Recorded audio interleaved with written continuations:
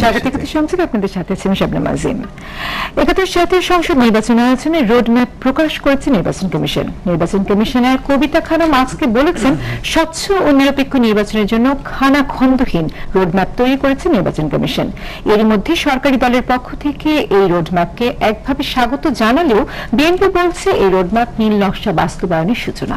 BNP মনে করে রোডম্যাপের চেয়ে জরুরি নির্বাচনকালীন সহায়ক সরকার।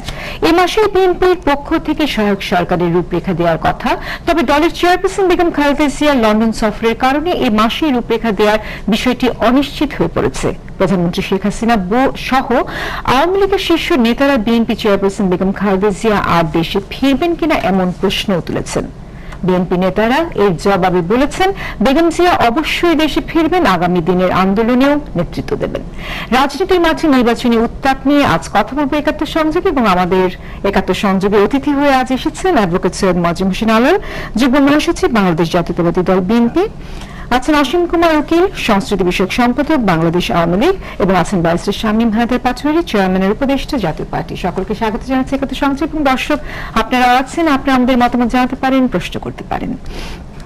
প্রথম প্রশ্ন নিয়ে মজিম হোসেন আলাল, আপনার কাছে প্রথমে আসতে চাই। তা হচ্ছে, প্রায় ৩ দিন পরে আসলে একরকম একটা রিঅ্যাকশন পাওয়া গেল বিএনপির পক্ষ থেকে নির্বাচন কমিশন থেকে যে রোডম্যাপটি দেওয়া হয়েছে, এবং সেখানে নীল নকশার কথাটি বলা হয়েছে। কি কারণে আপনারা মনে করছেন যে এটি আসলে একটি সুষ্ঠু নির্বাচনের জন্য যথেষ্ট নয়, বা আসলে কোনোভাবে এটি সম্ভব হবে না? আপনাকে ধন্যবাদ। আমার সঙ্গে সম্মানিত আলোচক বৃন্দ যারা আছেন তারা এবং দর্শক শ্রোতা ৭১-এর সবাইকে অভিনন্দন বিএনপির পক্ষ থেকে।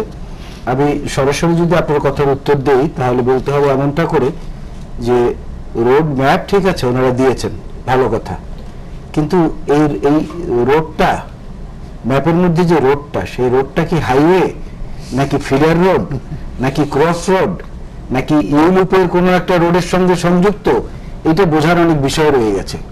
বোঝার বিষয় রয়েছে এই কারণে যে এখন অবধি গত ৩-৪ বছর ধরে আমরা দেখছি শুধু আওয়ামী লীগ এবং ১৪ দলীয় জোটের মিত্ররা ছাড়া আর কেউ গণমানুষের কাছে গিয়ে কোনো কর্মসূচি পালন করতে পারছে না, বাধাপ্রাপ্ত হচ্ছে। আরেকটু বাড়তি সুবিধা পাচ্ছে সরকারের সঙ্গে থাকা জাতীয় পার্টির যারা আছেন তারা। এছাড়া ঘরের মধ্যে বসে আলাপ আলোচনা করা, সেখানেও বাধা দেওয়া হয়েছে। মাত্র কয়েকদিন আগে বি চৌধুরী, আসম আব্দুর রফ সহ যারা, তাদেরকে বাধা দেওয়া হয়েছে। বিএনপির মহাসচিব ত্রাণ দিতে গেছেন, একটা নির্দোষ কর্মসূচি, সেখানে শারীরিকভাবে লাঞ্ছিত, গাড়ি ভাঙচুর থেকে শুরু করে সবকিছু করা হয়েছে। ইফতারের প্রোগ্রামগুলো আমরা ঢাকায় ঠিক মতো করতে পেরেছি, তাও ২-৩টি বাধা দেওয়া হয়েছে ২-৩ জায়গায়। এবং এই ইফতার আমরা থানা এবং জেলা পর্যায়ে আমাদের হিসাব অনুযায়ী শতকরা ৪৩ জায়গায় আমরা বাধাপ্রাপ্ত হয়েছি প্রশাসন কর্তৃক। তাই আর উল্টো দিকে শাসক দলের প্রধান যিনি, তিনি থেকে শুরু করে শাসক দলের সাধারণ সম্পাদক এবং অন্যান্য নেতৃবৃন্দরা সারা দেশ চষে বেড়াচ্ছেন এবং নৌকায় ভোট চাচ্ছেন। অর্থাৎ তারা নির্বাচনী কর্মকাণ্ড অনেক আগেই শুরু করে দিয়েছেন, রোডম্যাপ ঘোষণার অপেক্ষায় তারা থাকেননি। এখন রোডম্যাপটা ঘোষণা করা হলো ঠিক আছে, বাট এই রোডম্যাপের সাবস্টেন্সটা কি? এখানে যে কথাগুলো বলা হয়েছে, দ্যাট ইজ অ্যাবসলিউটলি এবং fully routine work of A election commission. তাদের রুটিন ওয়ার্কটা তো সাধারণ মানুষের এত ফলো করে প্রচার করার প্রয়োজন নেই। এটা তো তাদের কাজের মধ্যে থেকে আমরা জানতে পারবো তারা কোথায় যাচ্ছেন, কি করছেন। তখন প্রয়োজনে আপত্তি দেওয়ার থাকলে, সহযোগিতা করার থাকলে বিএনপি সেটা দিতে প্রস্তুত, এটা আমরা আগেই অঙ্গীকার করেছি। এবং নির্বাচনের প্রস্তুতি হিসাবেই কিন্তু আমরা 2030 ভিশন প্রকাশ করেছি। নির্বাচনে আমরা যাব সে কথাটা আমরা বারবার বলছি, কিন্তু বলছি এই কথাটা যে সরকারটি তখন হবে, সেই সরকারের আদলটি হবে এমন যেখানে পার্টিজান কোনো ইন্টারেস্ট থাকবে না নির্বাচন কমিশনের উপর। কারণ গতকালকেও আমরা দেখেছি আওয়ামী লীগের অত্যন্ত সিনিয়র নেতা, আমাদের শ্রদ্ধেয় জনাব তোফায়েল আহমেদ সাহেব বলেছেন, নাসিম সাহেব তো বারবার বলেই যাচ্ছেন যে বর্তমান সরকারের অধীনেই নির্বাচন হবে, শেখ হাসিনার অধীনে নির্বাচন আমরা করব, নির্বাচন কমিশন সেখানে সহায়তা করবেন। কিন্তু সংবিধান এবং আরপিও যেটা, সেখানে বলা আছে নির্বাচন করবে নির্বাচন কমিশন, সরকার সেখানে সহযোগিতা করতে বাধ্য। কিন্তু ওনারা বলছেন উল্টাটা। এইসব কারণে আমরা আশঙ্কিত যে সাধারণ মানুষ ভোটের ব্যাপারে প্রচন্ড আগ্রহ নিয়ে অপেক্ষা করছে অনেক আগে থেকে। আর বিএনপিও নির্বাচনে তাদের ভোটাররা বা তাদের সমর্থকরা যাতে ভোট কেন্দ্রে এসে ভোট দিতে পারেন সে প্রত্যাশা নিয়ে আছে। কিন্তু এত আগে থেকে যদি সকল প্রকারের গণসংযোগ এমনকি ঘরের মধ্যে বসে আলাপ আলোচনায় বাধা দেওয়া হয়, আরেকটি দলকে অবাধ সুযোগ দেওয়া হয়, তারা রাষ্ট্রযন্ত্র ব্যবহার করে ক্রমাগত চালিয়ে যাচ্ছেন, তাহলে তো লেভেল প্লেইং ফিল্ড বা পথ যেটা বলেন, এই পথে খানাখন্দ তৈরি হয়ে গেছে অনেক আগে থেকে। জি, এই অল্প সময়ের মধ্যে কিভাবে তারা আমি ফিরবো আপনার কাছে। অসংখ্য উকিল, যে প্রসঙ্গগুলো তুললেন মজিবুর হোসেন আলাল, এবং আপনারা বলছেন আওয়ামী লীগের পক্ষ থেকে বাস্তবসম্মত, কিভাবে বাস্তবসম্মত বলছেন আর কেন তারা এই অভিযোগগুলো তুলছেন? কারণ তারা তো মানে বহুদিন যাবত অভিযোগ করে আসছেন তাদেরকে কোন রকম সভা সমাবেশ করতে দেওয়া হচ্ছে না। আপনাকে ধন্যবাদ।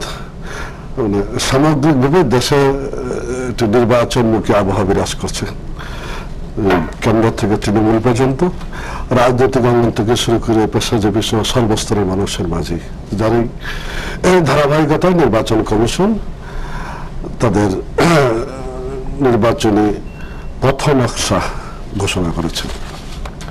দশম জাতীয় সংসদের প্রথম অধিবেশন শুরু হয়েছিল 29শে জানুয়ারি 2014।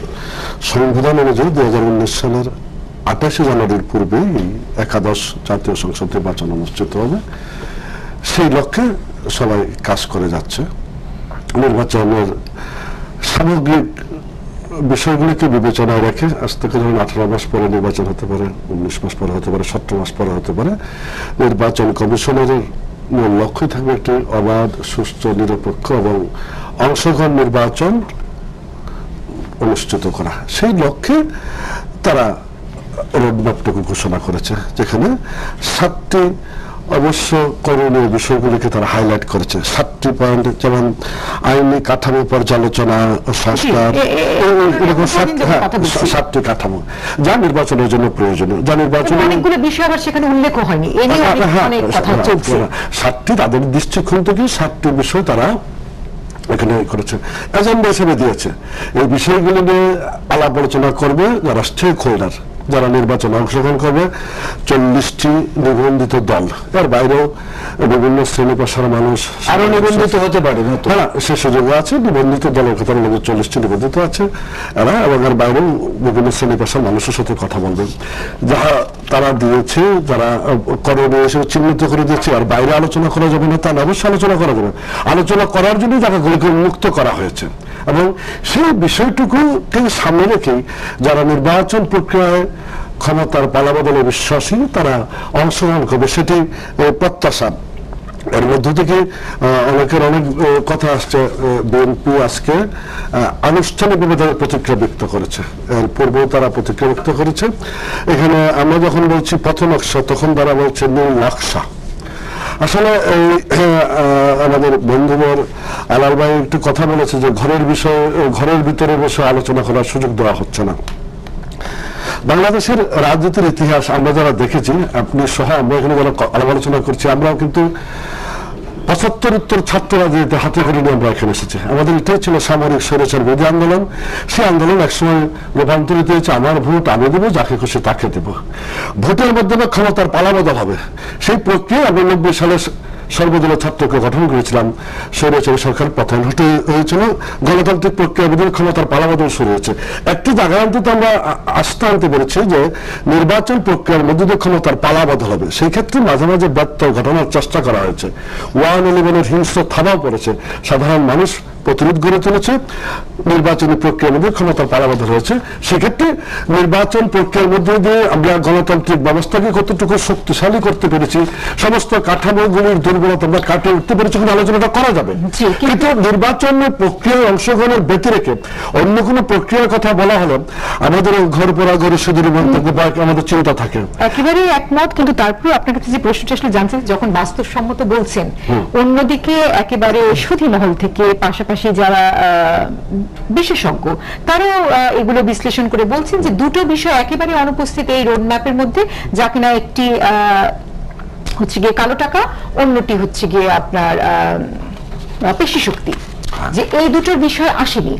বাস্তবসম্মত তাহলে কিভাবে হচ্ছে? কারণ একটি সুষ্ঠু, নিরপেক্ষ, অবাধ, অর্থবহ নির্বাচন হবার জন্য এই দুটোর বিষয় থাকা খুবই জরুরি, এবং কিভাবে সেই বিষয়গুলো অবশ্যই জরুরি দরকার। এবং কালো টাকার প্রভাবেই পেশি শক্তির প্রভাবটা আসে। এই জায়গাগুলি আমাদের রাজনীতিতে খুব মানে পরিচিত শব্দ আর কি। ধরেন মানে নির্বাচনে আরো বেশি, অবশ্যই নির্বাচনে অবশ্যই টাকার প্রভাব তো থাকে, তারপরে কালো টাকার প্রভাব আরো বেশি থাকে। ওই কালো টাকার প্রভাবের হাত ধরে পেশি শক্তিগুলো আসা যাওয়া করে। সেই ক্ষেত্রটা আমাদের সকলে মিলে দাঁড়িয়ে বেশ কন্ট্রোল করতে হবে। এটা আমাদের আশু করণীয়, নাহলে গণতন্ত্রের কাঠামো কখনোই শক্তিশালী ভিত্তির উপর দাঁড় করানো যাবে না। সেই বিষয়গুলো আলোচনা করা যাবে না, সে কথাটা কেউ বলছে না। এটা ওদের দিক থেকে একটা করণীয় বিষয়গুলো চিহ্নিত করে সর্বসমক্ষে দিয়েছে আলোচনার সুবিধার্থে। আমি আজকে 7টা পয়েন্ট দিয়েছি বলে আপনি বলতে পারছেন যে এই পয়েন্টটা আসেনি।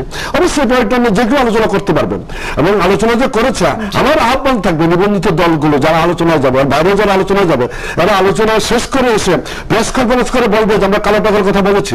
আমি একটা দুর্বলতার কথা বলি আর কি। ধরেন অতি সম্প্রতি ঋণ খেলাপিদের একটি তালিকা প্রকাশিত হয়েছে, হ্যাঁ, বাংলাদেশের ঋণ খেলাফির থেকে কিন্তু কালো টাকা এই বিষয়গুলো পারস্পরিক সম্পর্কিত। আমরা ঋণ খেলাফির যারা তাদের নামগুলি চিহ্নিত করে একটি সামাজিক, একটি রাজনৈতিক, একটি আন্দোলন গড়ে তোলা দরকার সকল পর্যায় থেকে।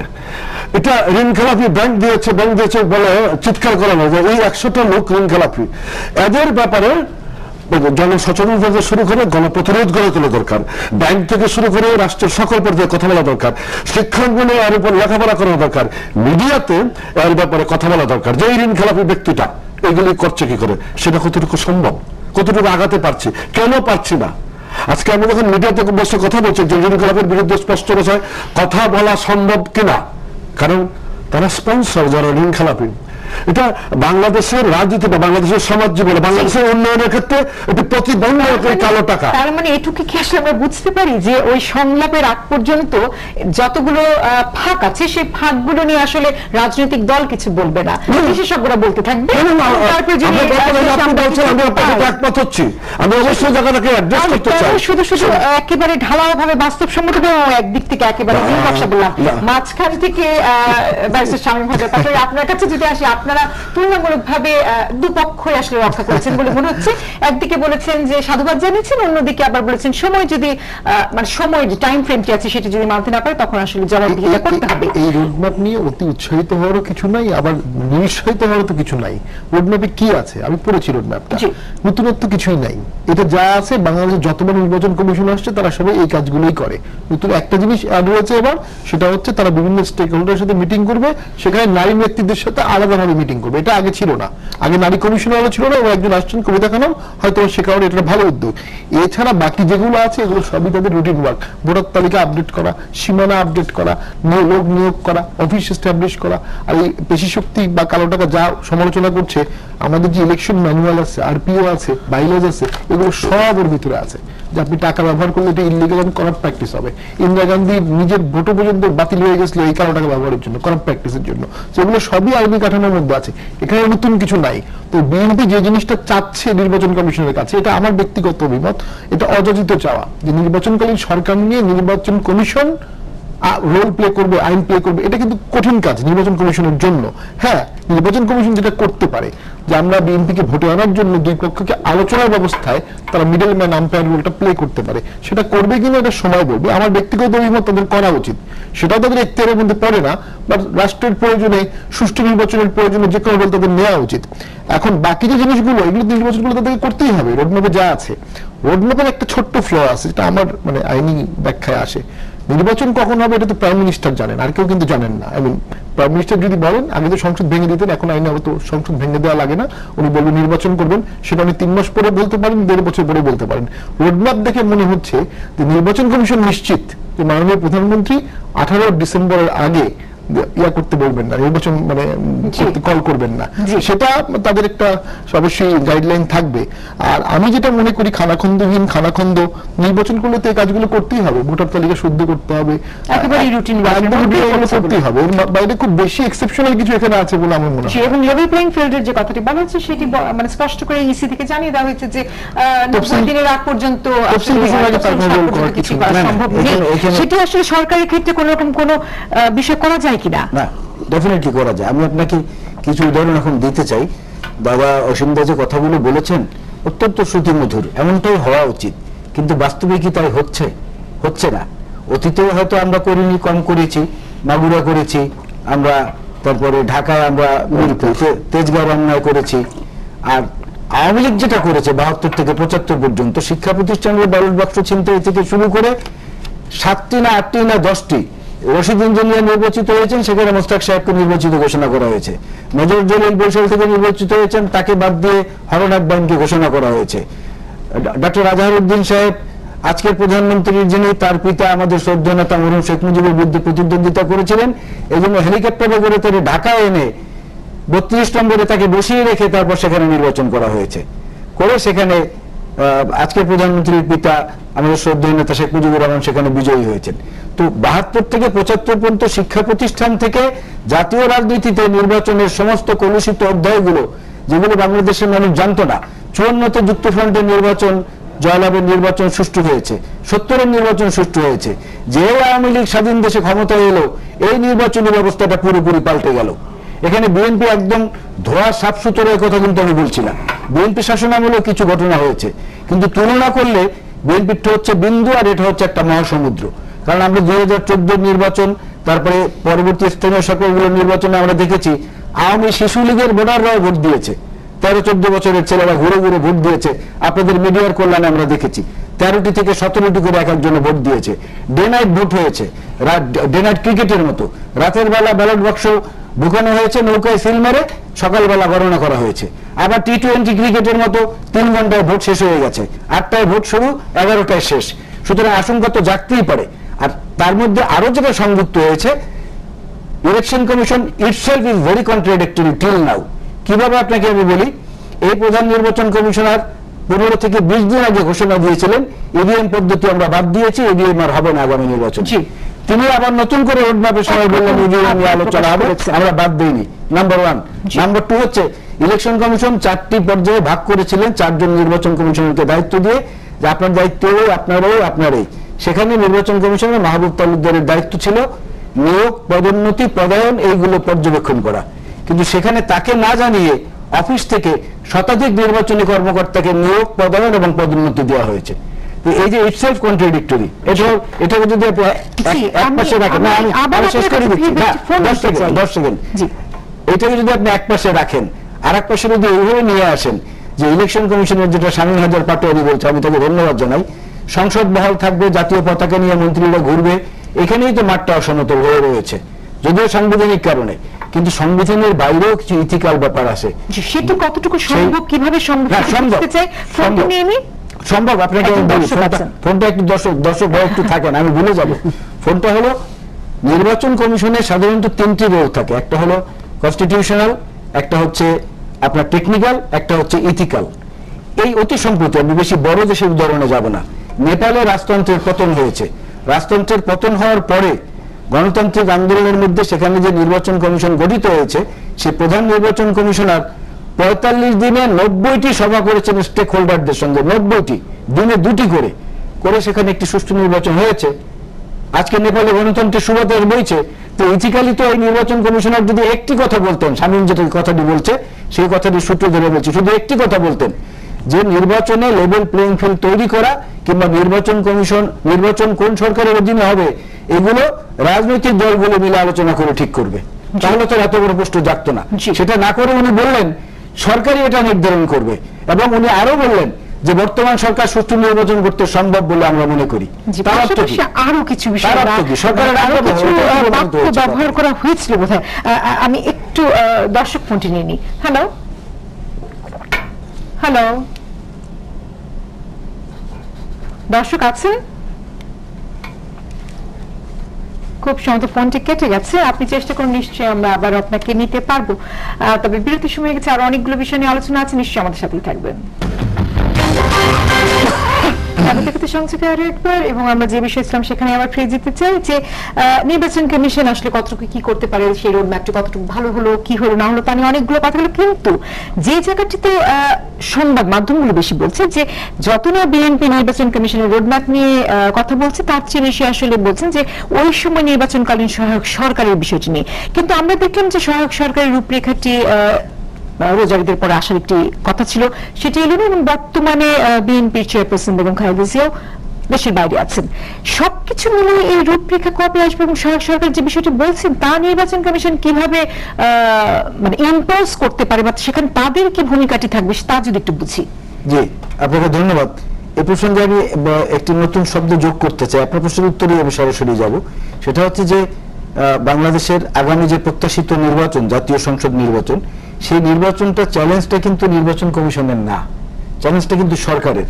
কারণ সংবিধান পরিবর্তন হয়ে ইতিমধ্যে এমন একটা অবস্থা হয়েছে যে নির্বাচনের সরকারের ম্যাচিউর পিরিয়ডের 90 দিন আগে যদি নির্বাচন হয়, এক পক্ষ সংসদ সদস্য থাকবেন, মন্ত্রী থাকবেন, পতাকা নিয়ে তারা প্রচারণা চালাবেন, আর এক পক্ষকে এখন যেভাবে বাধা দেওয়া হচ্ছে সেভাবে প্রশাসন কর্তৃক বাধা দেওয়া হবে।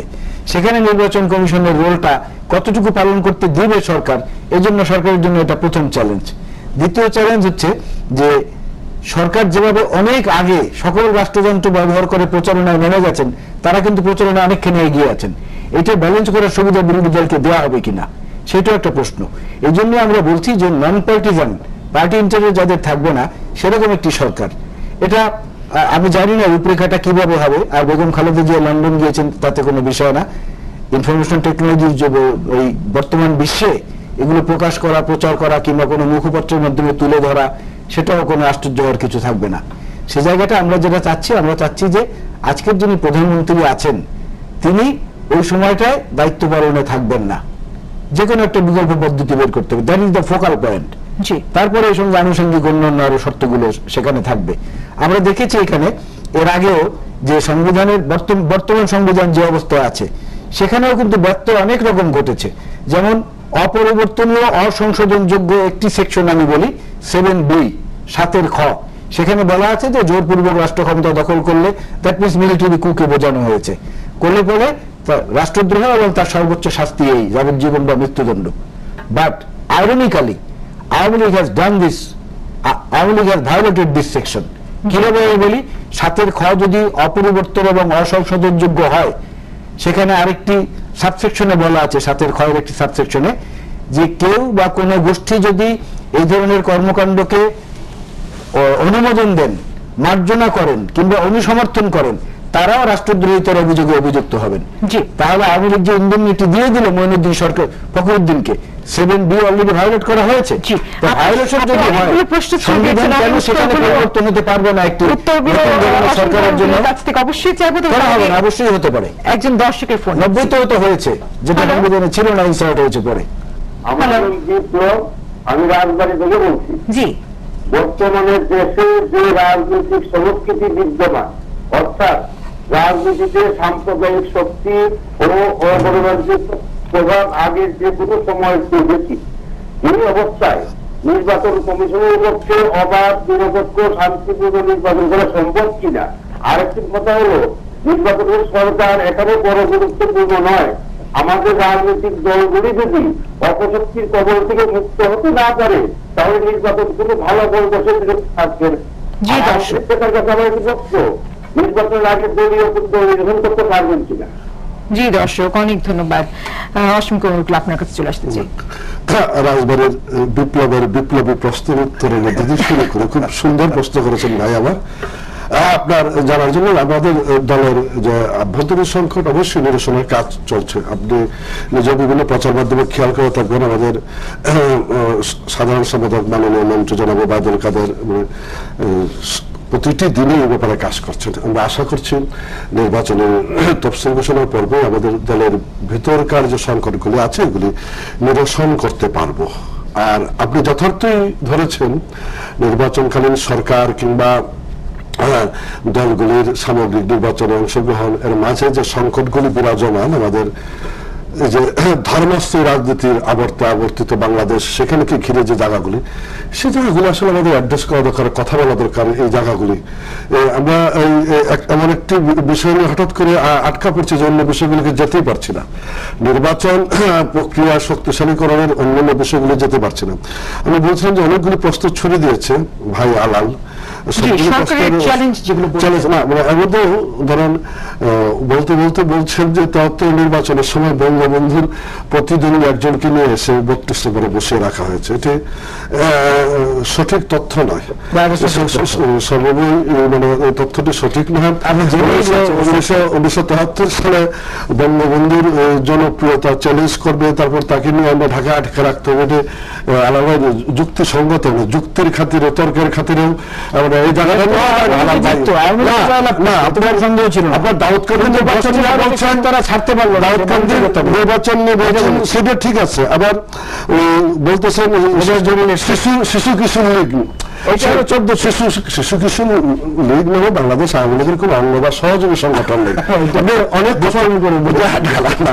কথাগুলি তো সে জায়গায় থাকছে না, মানে বিষয়টা অনিয়মের কথা বলবেন, কিন্তু রেফারেন্সটা এমনভাবে যদি এসে যায় যে আওয়ামী লীগের একটি অঙ্গ সংগঠন শিশু কিশোর লীগ, তারা ভোট দিচ্ছে, অবশ্যই কথা বলার সুযোগ থাকতে হবে। মানে কথাগুলি যেমন ইভিএম এর ব্যাপারে সেদিন প্রথম নকশা ঘোষণার প্রাক্কালে জনৈক সাংবাদিকের প্রশ্ন ছিল ইভিএম থাকবে কিনা, সেখানে ইলেকশন কমিশনার বলেছে এটা নিয়ে যদি আলোচনা হয়, আলোচনা হতেই পারে। এটা উনি নিজের দিক থেকে বলেছেন, আপনি নিজের প্রেস কনফারেন্স অনেক প্রশ্ন থাকে, ইভিএমটা আগে সিএসি বলেছিল এটা বিএনপির দিক থেকে না করা হয়েছে, খুব স্বাভাবিকভাবেই এই বিষয়গুলো আলাপ আলোচনা এসেছে। আমরা একদম আমি মোটা দাগে যে কথাটা বলতে চাই, আগামী দিনে নির্বাচন হবে একটি সকল দলের অংশগ্রহণে একটি গ্রহণযোগ্য নির্বাচন। জি, কিন্তু পাশাপাশি সরকারের যে সবচেয়ে বড় চ্যালেঞ্জের কথা আপনি বললেন যে যেহেতু ক্ষমতায় আছেন সে কারণে প্রচারণায় একরকম নেমে যেতে পেরেছে আওয়ামী লীগ, কিন্তু বিএনপি এখনো অভিযোগ তুলছেন, সামনে বসা আছেন উনি বলছেন শুধু অভিযোগ করেন, আপনারাই তো দেখাচ্ছেন যে আমরা বাজার করছি, মিডিয়াই দেখাচ্ছে। না না, এটা সরকারি দলের কিছু তো সুবিধা আছে। আমার আমার প্রধানমন্ত্রী তো স্পষ্ট করে বলেছেন কোনো প্রশ্নবিদ্ধ নির্বাচন চান না। আমার সভানেত্রী মাননীয় প্রধানমন্ত্রী এক্সারসাইজটা উনি করবেন, উনি কিন্তু আওয়ামী লীগ সভানেত্রী হিসেবে সেই এক্সারসাইজটা করবেন। দ্বৈত সত্তাকে অস্বীকার করে তো আমি রাজনীতির মাঠে যাব না, এটা সরকারি দলের একটা অ্যাডভান্টেজ আছে। হ্যাঁ, এখন বলতে পারেন যে অন্যরা কি কি, আমার যেমন অ্যাডভান্টেজ আছে, আমার তো কিছু লিমিটেশনও আছে, আমার দায়িত্ব না কথা বলতে হচ্ছে। প্রধানত সরকারি দলের দায়িত্ব, সরকারের দায়িত্ব প্রধান, আমি এটা অস্বীকার করছি না, কিন্তু কর্মফল তো ভোগ করতে হবে। মামলাটা দেওয়া হয়েছে সারা বাংলাদেশে, যখন জ্বালাও পোড়াও অগ্নি সন্ত্রাস সরানো হয়েছে, সেসব মামলাগুলো হয়েছে সারা দেশে, সেই মামলাগুলি কেউ মোকাবেলা করবে না। আমি দুই রেসপেক্ট টু অল, বিএনপির চেয়ারপারসনও মামলাতে যেতে চাচ্ছেন না, অসুস্থতার কথা বলছেন, অসুস্থতার কথা বলে তিনি বিদেশ যাচ্ছেন লম্বা সময়, অসুস্থতার কথা বলে বলছে এই জন্য যে উনি যখন এখানে উপস্থিত হতে পারছেন না, অনুপস্থিত থাকছেন, তখন বলা হয়েছে অসুস্থতা, এখন চিকিৎসার জন্য গেছেন, আমিও দোয়া করি চিকিৎসা হোক। হ্যাঁ, কিন্তু যখন বলা হচ্ছে যে বিএনপির সিনিয়র ভাইস চেয়ারম্যান না তারেক রহমান সাহেব অসুস্থতার কারণে চিকিৎসাধীন আছে, কিন্তু ওনার বিএনপির চেয়ারপারসনের লন্ডন উপস্থিতি, গাড়ি ডাব করে তারেক রহমান সাহেব নিয়ে যাওয়া, আমরা টিভিতে দেখে তো কখনো মনে হয়নি যে উনি কোনো অসুস্থতা আছেন। নিশ্চয়ই কথা বলবো, তার আগে যদি আমি একটু শামীম হায়দার পাটোয়ারি আপনার কাছে বুঝে নিই যে সরকার যে চ্যালেঞ্জের কথা বলছেন, মজিম হোসেন আলাল, আপনিও কি তার সাথে একমত কিনা? একটা তো আছে, এই এখন একটা ইউনিক ফিচার হচ্ছে যে কখনো 2018 সালে বা 19 সালে ইলেকশন হয়, এত আগে প্রচারণা আমরা কখনো দেখিনি, এই প্রথম দেখলাম। এটাও কেন আমার খুব কোশ্চেন দেখে, এবং মাননীয় প্রধানমন্ত্রী নিজেই ওপেনলি ভোট চাচ্ছেন সব জায়গায়, এটা অন্যায় কিছু না, আপনি গণতন্ত্র করে রাজনীতি করলে ভোট চাবেন, কিন্তু অনেক আগে কেন, এটা একটা প্রশ্ন। আরেকটা জিনিস, আমাদের দর্শক খুব ভালো একটা কথা বলছে, সাম্প্রদায়িকতা। আওয়ামী লীগের আমলে সাম্প্রদায়িকতা বিএনপির পক্ষ থেকেও কিন্তু যখন মানে নির্বাচনী প্রচারণাটা আসলে শুরু হয়েছে আনুষ্ঠানিকভাবে, কারণ চেয়ারপারসনকে আমরা দেখলাম যে গাজীপুরের একটি অনুষ্ঠানে খুব সম্ভবত তিনি ভোটের কথা আসতে, ভালো ভালো লক্ষ্য, এটা সুলক্ষ্য, এবং এটা এটা এটা একটা মানে গাজীপুরে যান নাই বিএনপি চেয়ারপারসন, তাহলে কোন একটি ইফতার মানে ভোটের দিকে যাচ্ছে। তো যেটি একটি প্রবলেম, অরুন্ধতী রায় উনি বলেছেন যে ভারতে যারা রাজনীতি করে দুই ভাগে বিভক্ত, এক হচ্ছে যারা ঘৃণা করে, দোজ হু হেট, আর আরেক হচ্ছে দোজ হু থিঙ্ক, যারা চিন্তা করে। ঘৃণা করে তাদের মধ্যে ওনার মতে আছে হচ্ছে আরএসএস, বিজেপি, আরএসএস হিটলারের ভক্ত, হিটলার এবং মুসলিমের ভক্ত, শিবসেনা হিন্দুত্ব, হিন্দু রাষ্ট্র গড়ার ব্যাপারে এদের বেশ আগ্রহ আছে এবং এই অংশটা শক্তিশালী হয়ে যাচ্ছে। আমার পার্সোনাল ইন্টারেস্ট আমি দেখেছি যে এরা কখন পপুলার হলো। ইন্দিরা গান্ধী যখন মানে ইমার্জেন্সি দিলেন, মানে ভারত থেকে একটা অনুদার সিস্টেম যখন চললো 2 বছর, লক্ষ লক্ষ লোক জেলে ছিল, জয়নারায়ণ সাহেব জেলে ছিলেন, জয়নারায়ণ নেহরুর ঘনিষ্ঠ বন্ধু ছিলেন, ইন্দিরা গান্ধীকে ছোটবেলা কোলে নিয়ে আদর করতেন। জয়নারায়ণ যখন অ্যারেস্ট হলেন অবাক হয়ে গেছেন যে ইন্দিরা গান্ধী প্রাইম মিনিস্টার থাকা থেকে অ্যারেস্ট হচ্ছে। তো ওই সময় কিন্তু সুশাসনের সুতীব্র অভাবে, গণতন্ত্রের অভাবে এই গোষ্ঠীগুলোর দিকে মানুষ ধাবিত হওয়া শুরু করলো। এই যে শুরু করেছে, পরবর্তীতে তারা দেশ শাসন করেছে এবং নরেন্দ্র মোদী সাহেব 4 বার গুজরাটের মুখ্যমন্ত্রী ছিলেন এবং উনি কিন্তু আরএসএস এর খুব অ্যাক্টিভ সদস্য, একদম বাই হার্ট অ্যাক্টিভ সদস্য। মুখ্যমন্ত্রী থাকাকালীন বাবরি মসজিদে ভাঙা হয়েছে। কিন্তু এখানে একটা কোশ্চেনেবল একটা জিনিস আছে, এই নরেন্দ্র মোদী প্রাইম মিনিস্টার হওয়ার পরে আবার পিকে মতো মুভি থেকে বলছে যে ভারতের যে ধর্মান্ধতা আছে বিভিন্ন ধর্ম নিয়ে, পিকে মুভিতে সেটা দেখা গেছে যে মুভিটা খুব বিতর্কিত হিন্দু ধর্মের কাছে। আবার উনি নিজেই বলছেন যে গরু রক্ষার জন্য মানুষ হত্যা আমরা কোনোভাবে বরদাস্ত করবো না। অর্থাৎ যে একটা গণতান্ত্রিক ধারার কারণে সেখানে আবার উগ্রপন্থী হয়েও আপনি উগ্রপন্থী হতে পারছেন না যখন আপনি চেয়ারে বসতেছেন। বাংলাদেশে আবার এরকম কোনো ব্যারিয়ার নেই, যে কারণে এখানে যখন সাম্প্রদায়িক রাজনীতিটা রাইজ করবে, আইকন সংকট যখন রাজনীতি দেখা যাচ্ছে, তখন মানুষ কিন্তু অটোমেটিক এই সাম্প্রদায়িক আদর্শিক রাজনীতির দিকে চলে যাবে ভিতরে ভিতরে। আফগানিস্তানেও কিন্তু আল কায়দা এই কারণে পপুলার হয়েছিল। আপনি আলোচনাটা আসলে অনেক করেছেন এবং সত্যি এটা কিন্তু মূল জায়গা,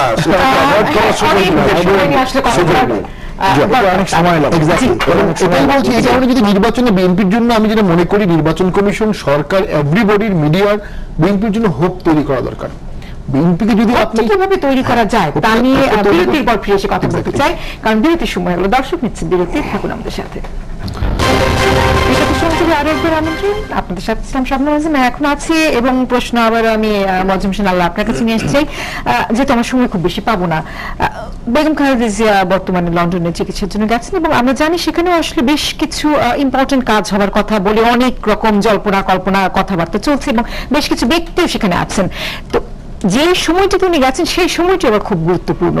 কি ধরনের বিষয় আসতে যাচ্ছে এবং বেগম খালেদা জিয়া যখন ফিরে আসবেন তখন কি আসলে এই সহায়ক সরকারের রূপরেখাটি আসবে কিনা, অথবা সিনিয়র ভাইস চেয়ারম্যান যিনি আছেন তারেক রহমান, তার পরামর্শ বা তার বিষয়টিও কি আসলে আনতে গেছেন কিনা, কোন রকম কোন সেখানে বৈঠক হবে কিনা, সেই বিষয়গুলো একটু বুঝতে চাই। এগুলো তো খুবই স্বাভাবিক। আপনাকে আমি বলি, রাজনীতিবিদ এবং বিচারক এই 2 শ্রেণীর মানুষরা যেখানে যান সেখানেই তাদের কর্মকাণ্ড থাকে, ইভেন ইন দিয়ার ওয়াশরুম।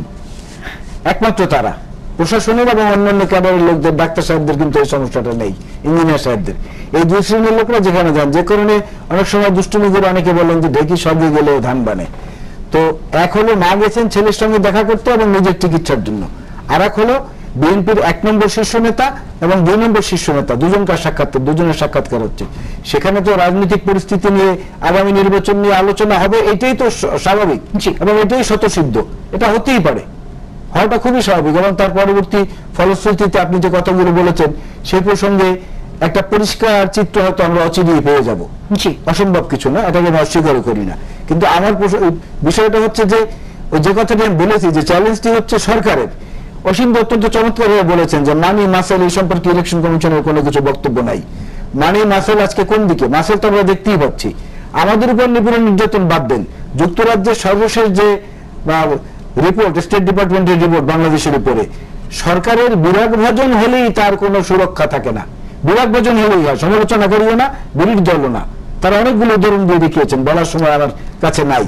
এক, দ্বিতীয় হচ্ছে যে এই যে কুইক রেন্টাল থেকে, এই যে ব্যাংক থেকে 13ই জুলাই আপনাদের 71 টিভিতে বলেছেন সর্বশেষ সংযোজন অর্থ লুটপাটের, কৃষি ব্যাংক, নিরীহ ব্যাংক শুধুমাত্র কৃষকদের জন্য, সেখান থেকে 763 কোটি 11 লক্ষ টাকা লোপাট হয়েছে কৃষি ব্যাংকের কর্মকর্তা এবং অসাধু গ্রাহকদের যোগ সদস্যে। আর 30,000 কৃষকের বিরুদ্ধে মামলা হয়েছে, 30,000 টাকা করে তারা 2 লক্ষ কৃষকের বিরুদ্ধে মামলা হয়েছে, 30,000 টাকা করে তারা লোন নিচ্ছেন, সেটা দিতে পারছেন না এই কারণে। অথচ ঋণ খেলাপিদের যে কথাটি দাদা বলেছেন, মূল ঋণ খেলাপিদেরকে রিশিডিউল করে নবায়ন করে আওয়ামী লীগের সমর্থকদেরকে একটা সুগার কোটেড লেভেলের মধ্যে দিয়ে দেওয়া হয়েছে। সুতরাং মানি মাসেল কিন্তু তাদের কাছেই থাকছে, তারা তো সমতল হচ্ছে না। এই সমতল না হওয়াটার ব্যাপারেই তো আমাদের প্রশ্নবাদ আর্গুমেন্ট সেইখানে। নির্বাচন শেষ করে দিচ্ছে, নির্বাচন কমিশন নির্বাচিত হয় সাংবিধানিকভাবে 5 বছরের জন্য। সে যদি 3 মাসের মাথায় কাজ শুরু করে, বাকি 4 বছর 9 মাস তাদের বেতন দেওয়ার দরকার কি? তাদের কাজ করে নিবে দরকারটা কি? আগে থেকে যদি কথা না বলে। খুব ছোট্ট করে একটু জিজ্ঞেস করি, তা হচ্ছে বেগম খালেদা জিয়া ফিরে এলে কি আসলে সহায়ক সরকারের রূপরেখাটি জাতি পেতে যাচ্ছে? আমরা অপেক্ষায় থাকি, ইনশাআল্লাহ জাতি তো প্রত্যাশা করছি। অনেক ধন্যবাদ। অসীম কুমার আপনার কাছে চলে আসি, এবং আপনাদের পক্ষ থেকে বলা হচ্ছে বেগম খালেদা জিয়া আদৌ আসলে ফিরবেন কিনা, বা নাকি মামলার ভয়ে দেশ থেকে চলে গেলেন, এমনটি কেন বলছেন? সবকিছু বিষয় তো বিবেচনা রাখতেই হবে। উনি অসুস্থ, এটাও ঠিক, চিকিৎসার জন্য গেছেন, এটাও ঠিক।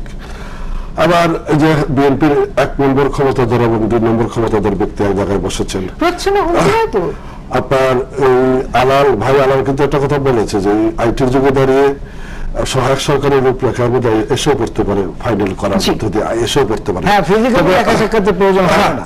এটা নাও। আবার আন্তর্জাতিক ষড়যন্ত্রের হেডকোয়ার্টার লন্ডন, এই বিষয়টা বিবেচনা রেখে আমাদের অগ্রসর হতে হবে। অনেক কিছু আছেন।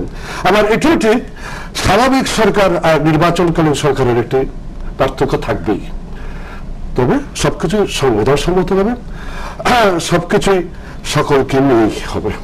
আমরা একটা সুন্দর নির্বাচনের প্রত্যাশা করছি। সংবিধান এখন মন্ত্রী মহলের মালিকানা নিয়ে চেয়ে গিয়ে যে সংবিধান পরিবর্তন হয়, চাকরি ফেরত চাইতে গেলে সংবিধান পরিবর্তন হয়, সেই কি জনগণ চাইলে তো অবশ্যই সমগ্র জনগোষ্ঠীর জন্য সমস্ত জনগোষ্ঠীরই প্রতিফলন সংবিধান।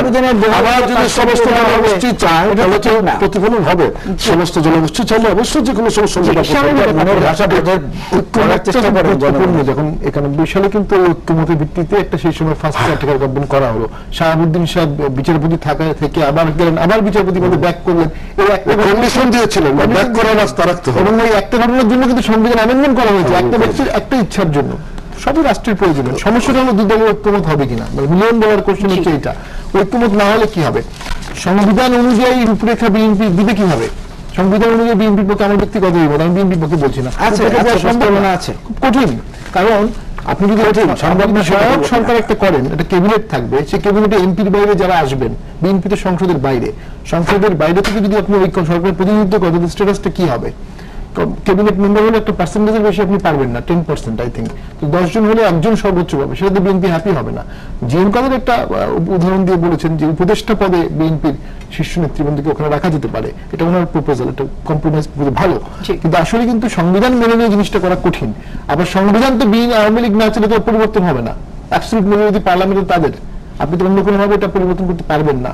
এখানে কিছু গ্যাপ রয়ে গেছে। তবে বেগম জিয়া বিদেশে যাওয়া নিয়ে আমি একটু অন্যভাবে একটু কথা বলি, যে মামলার শেষের পর্যায়ে বেগম জিয়া বিদেশে গেছেন, আমি বলবো না উনি ফেরত আসবেন না, এই ধরনের কিছু না, কিন্তু তাকে সরকার যেতে দেওয়ার পথে কিন্তু বাধা দেয়নি, এটাও কিন্তু একটা কম্প্রোমাইজেরই সাইন। এখান থেকেও আমরা বলতে পারি যে কিছু একটা ভবিষ্যতে ভালো কিছু হতে পারে।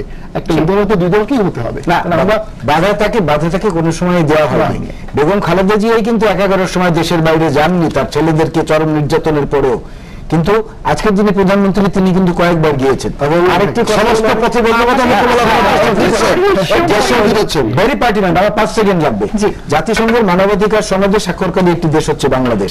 সেখানে সুষ্ঠু নির্বাচনের সংজ্ঞা হচ্ছে ওই সনদ অনুযায়ী যে সুষ্ঠু নির্বাচন বলতে নিয়ম অনুযায়ী নির্বাচন অনুষ্ঠান এবং ফলাফল ঘোষণা, এর মধ্যেই সীমাবদ্ধ না।